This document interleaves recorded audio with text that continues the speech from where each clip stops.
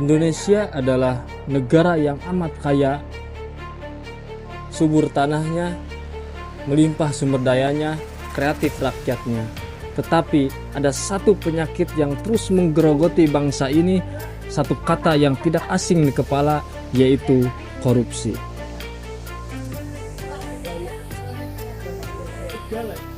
Korupsi bukan hanya sekedar tentang pelanggaran hukum, tetapi ia merupakan pengkhianatan terhadap bangsa, negara, rakyat Indonesia. Jika tidak dilawan korupsi ini, maka korupsi akan terus merajalela, menghancurkan masa depan bangsa negara Indonesia. Korupsi adalah penyalahgunaan kekuasaan demi kepentingan pribadi atau kelompok. Korupsi bisa berupa suap, penggelapan dana, jual beli jabatan, atau proyek fiktif. Seorang pakar dalam bidang ekonomi dan kebijakan publik, yaitu Robert Glidgard, merumuskan serumus tentang korupsi, yaitu korupsi sama dengan monopoli ditambah diskresi dikurangi akuntabilitas. Artinya, korupsi itu bisa terjadi ketika seseorang memiliki monopoli, yaitu kebebasan penuh, serta memiliki diskresi, yaitu kebebasan mengambil keputusan. Kemudian tidak adanya akuntabilitas, yaitu tidak adanya pengawasan serta tidak adanya pertanggungjawaban. Maka di situ mudah terjadinya korupsi.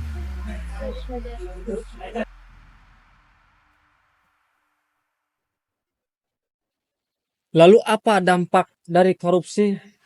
Jangan kira saudara-saudara ini hanya soal angka yang ada di berita, tetapi korupsi bikin sekolah rusak tak diperbaiki, bikin rumah sakit kekurangan fasilitas, jalan rusak tak diperbaiki, tapi lebih dibiarkan, dan bantuan dana rakyat hilang entah kemana.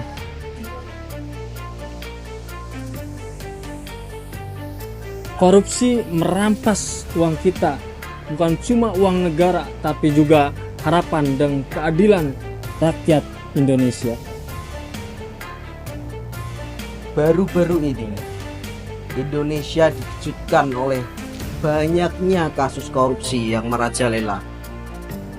Seperti contohnya kasus di Pertamina, yaitu yang mencapai nilai 193,7 triliun rupiah, yang dimana uang itu seharusnya bisa digunakan untuk membangun ribuan sekolah serta ribuan rumah sakit. Selanjutnya yaitu kasus tentang Chromebook Gate. Itu kasus di mana pembelian laptop untuk anak sekolah yang nilainya itu hampir 10 triliun rupiah.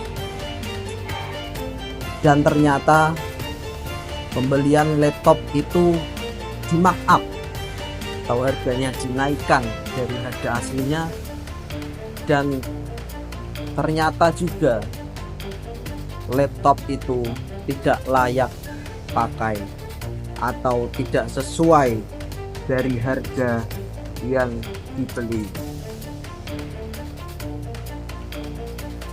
Tapi harapan belum padam. KPK, kejaksaan hingga masyarakat sipil terus bergerak sampai teknologi dimanfaatkan untuk mengurangi celah ebat getting. Pelaporan digital semua digunakan.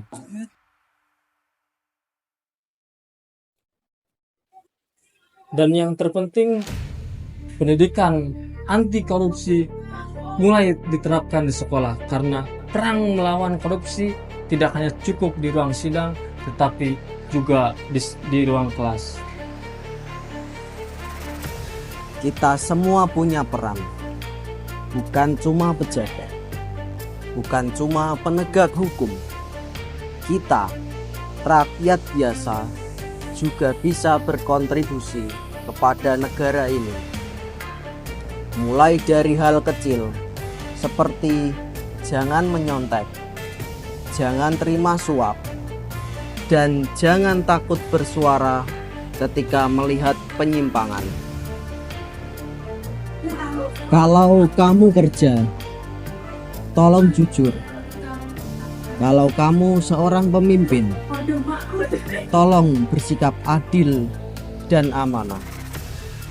Kalau kamu masih belajar atau seorang pelajar, tolonglah berusaha menjadi generasi yang punya masa depan serta prinsip, dan jangan mau disuap. Korupsi bisa diberantas dan dikalahkan, tapi hanya jika kita bersatu.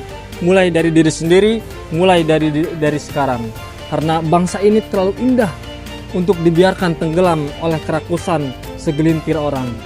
Ayo lawan korupsi menuju Indonesia yang adil, jujur, dan makmur.